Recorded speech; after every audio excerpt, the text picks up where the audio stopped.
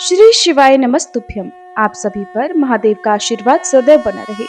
आज अधिक मास का पहला सोमवार है और इसी शुभ अवसर पर आप सभी सुनेंगे सोमवार व्रत की संपूर्ण कथा और आरती। उससे पहले जानिए आज के शुभ मुहूर्त और प्रदोष काल के समय के बारे में।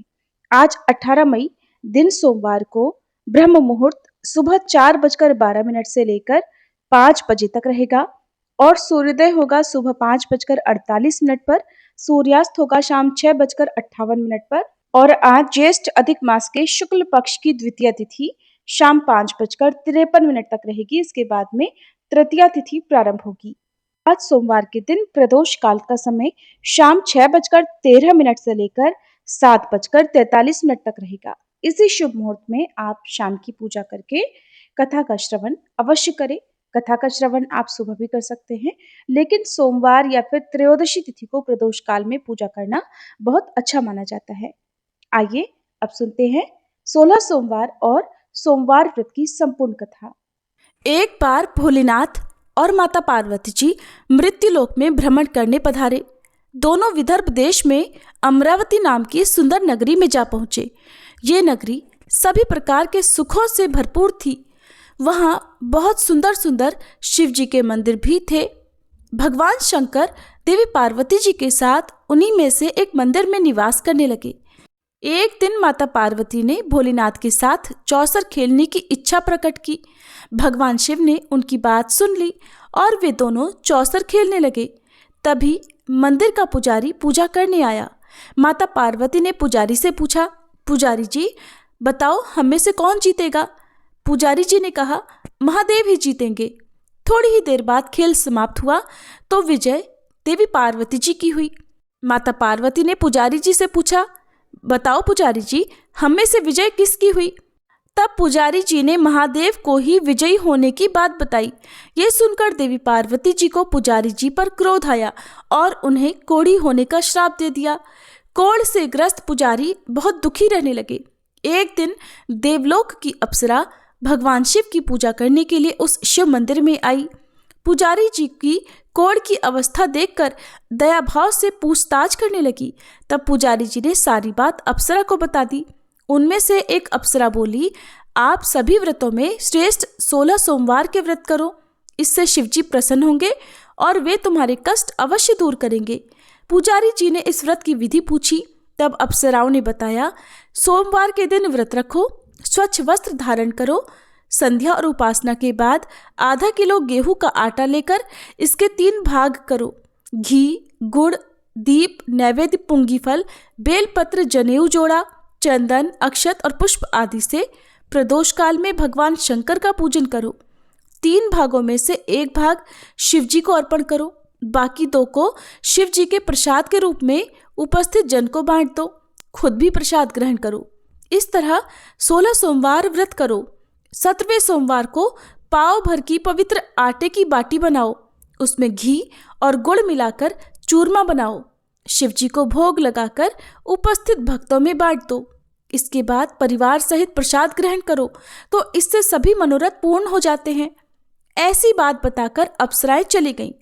पुजारी जी ने अप्सराओं की बताई विधि अनुसार 16 सोमवार के व्रत किए, जिसके पुण्य प्रताप से भगवान शिव की कृपा और माता पार्वती की दया से पुजारी जी कोढ़मुक्त हो गए और आनंद से रहने लगे।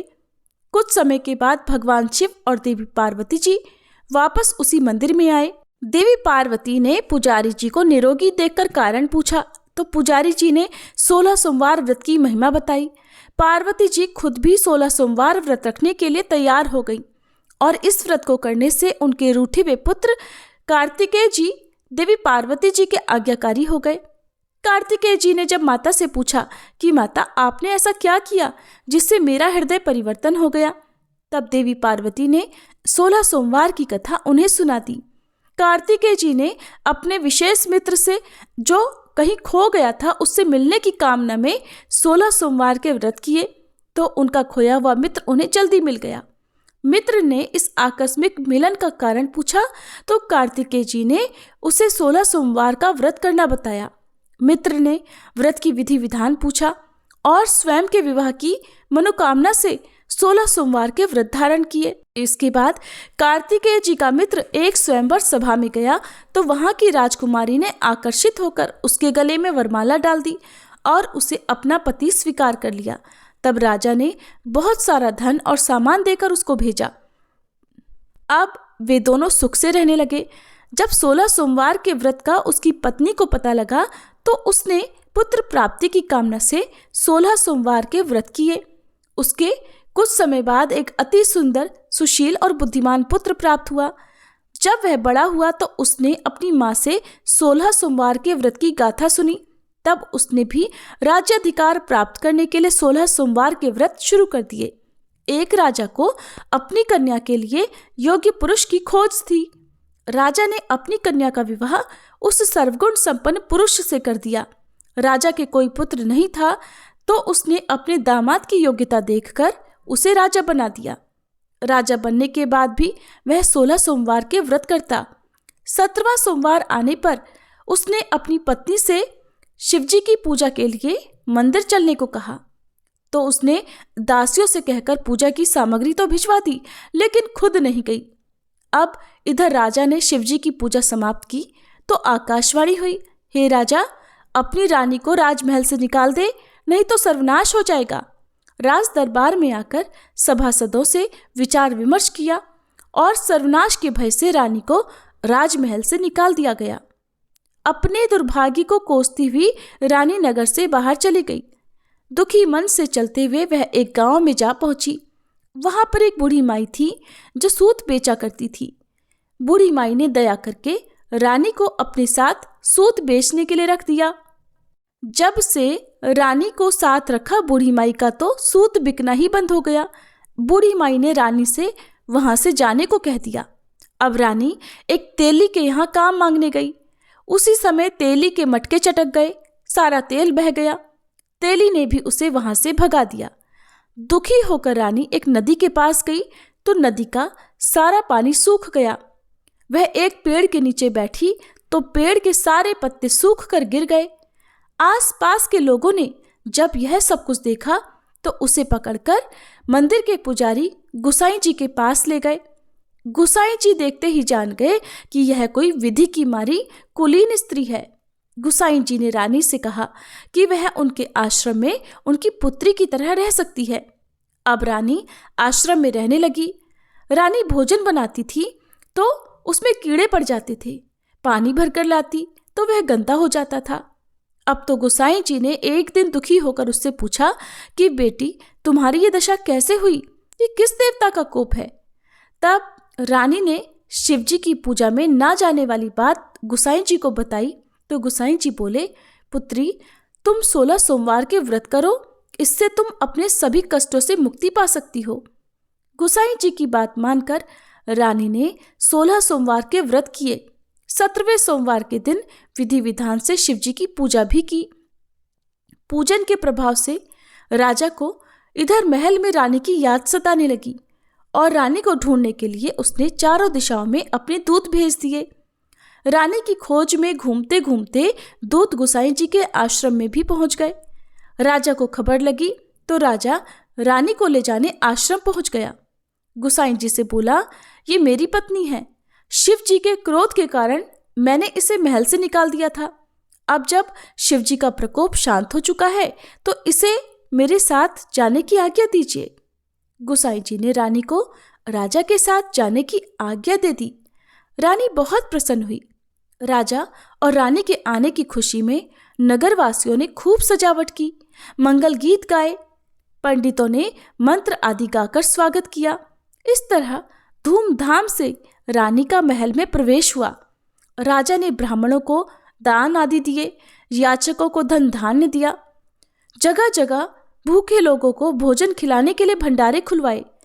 राजा रानी 16 सोमवार के व्रत करते हुए शिव जी का विधि विधान से पूजन करते हुए सुखपूर्वक लंबे समय तक जीवन बिताने के बाद शिवलोक को पधार गए। इस प्रकार जो भी मनुष्य मन, वचन और कर्म से भक्ति भाव से 16 सोमवार के व्रत और पूजन विधि विधान से करता है, कथा का श्रवण करता है, वह सभी सुखों को प्राप्त करके अंत में शिवलोक को गमन करता है और यह व्रत सभी मनोरथ पूर्ण करने वाला है। एक बार किसी नगर में एक साहूकार था। उसके घर में धन की कोई कमी नहीं थी, लेकिन कोई संतान न होने के कारण वह बड़ा दुखी था। संतान प्राप्ति के लिए वो हर सोमवार को व्रत रखता था और पूरी श्रद्धा के साथ शिव मंदिर जाकर भगवान शिव और माता पार्वती की पूजा किया करता था। उसकी भक्ति देखकर एक दिन माँ पार्वती प्रसन्न होकर भगवान शिव से साहूकार की मनोकामना पूर्ण करने का निवेदन करती हैं।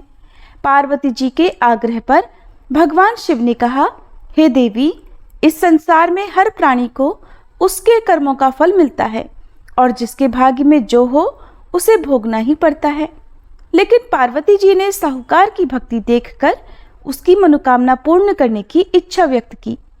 माता पार्वती के आग्रह पर भगवान शिव ने साहूकार को पुत्र प्राप्ति का वरदान तो दिया, लेकिन उन्होंने बताया कि ये बालक केवल 12 वर्षों तक ही जीवित रहेगा।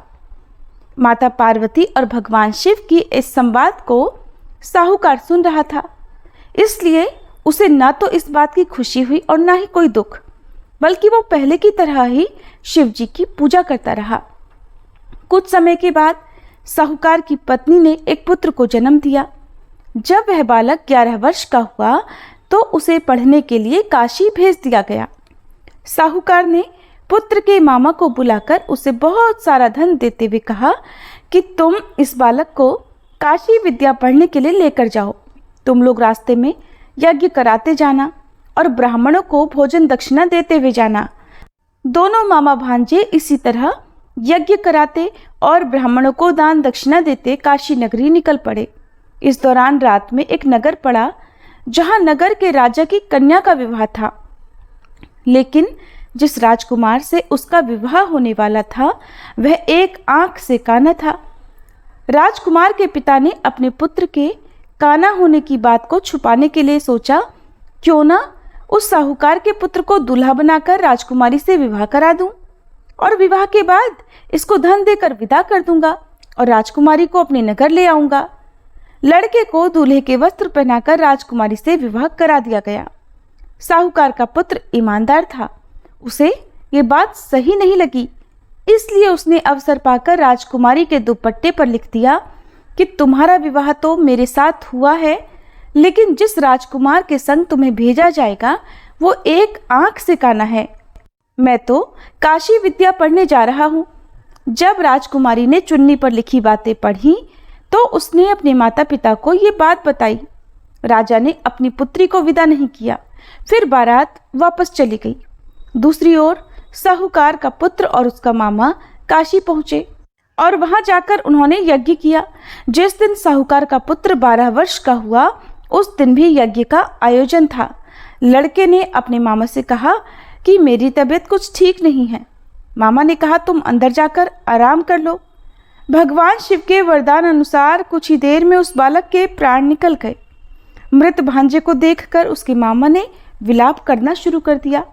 संयोगवश उसी समय भगवान शिव और माता पार्वती उधर से जा रहे थे।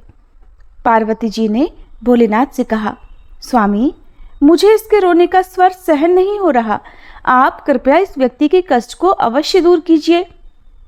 जब भगवान शिव मृत बालक के समीप गए तो वह बोले कि ये उसी साहूकार का पुत्र है जिसे मैंने 12 वर्षों की आयु का वरदान दिया था। अब आज इसकी आयु पूरी हो चुकी है। लेकिन मातृभाव से विभोर माता पार्वती जी कहने लगी, हे महादेव, आप इस बालक को और आयु देने की कृपा करें, नहीं तो इसके वियोग में इसके माता पिता भी तड़प तड़प कर मर जाएंगे। माता पार्वती के पुनः आग्रह पर भगवान शिव ने उस लड़के को जीवित होने का वरदान दिया। शिव जी की कृपा से वह लड़का जीवित हो गया। शिक्षा पूरी करके लड़का मामा के साथ अपने नगर की ओर वापस चल पड़ा। दोनों चलते हुए उसी नगर में पहुंचे जहां उसका विवाह हुआ था। उस नगर में भी उन्होंने यज्ञ का आयोजन किया। उस लड़के के ससुर ने उसे पहचान लिया और महल में ले जाकर उसकी खूब आवभगत की और अपनी पुत्री को धूमधाम से विदा कर दिया। इधर साहूकार और उसकी पत्नी भूखे प्यासे रहकर अपने बेटे की प्रतीक्षा कर रहे थे। उन्होंने प्रण कर रखा था कि अगर उन्हें अपने बेटे की मृत्यु का समाचार मिला तो वो भी प्राण त्याग देंगे, परंतु अपने बेटे के जीवित होने का समाचार पाकर वे बेहद प्रसन्न हुए। उसी रात भगवान शिव ने साहूकार के स्वप्न में आकर कहा, हे श्रेष्ठी, मैंने तेरे सोमवार के व्रत करने और व्रत कथा सुनने से प्रसन्न होकर तेरे पुत्र को लंबी आयु प्रदान की है। इसी प्रकार जो कोई सोमवार व्रत करता है या कथा सुनता और पढ़ता है उसके सभी दुख दूर होते हैं। ये थी सोमवार व्रत कथा। अब सुनिए आरती। ओम जय शिव ओमकारा, स्वामी जय शिव ओमकारा, ब्रह्मा विष्णु सदा शिव अर्धांगी धारा। ओम जय शिव ओमकारा, एकानन चतुरानन पंचानन राजे, स्वामी पंचानन राजे, हंसासन गरुड़ासन वृषवाहन साजे। ओम जय रूप निरखता त्रिभुवन जन भुज चार चतुर्भुज शिव दस भुज अति सोहे, अक्षमाला वनमाला मुंडमाला धारी, स्वामी मुंडमाला धारी। चंदन मृग मद सोहे, भाले शशिधारी।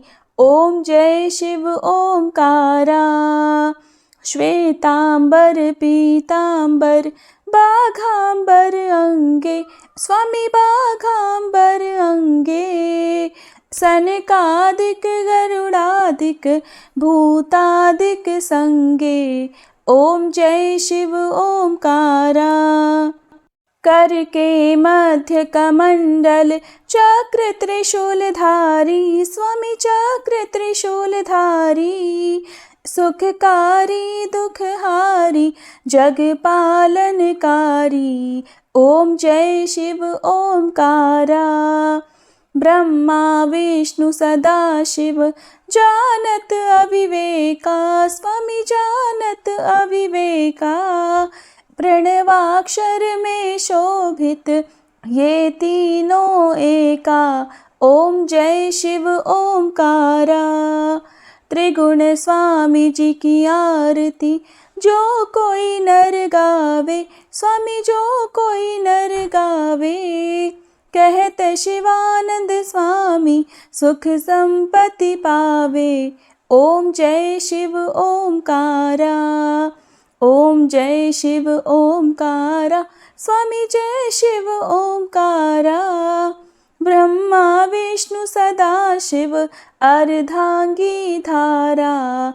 ओम जय शिव ओमकारा।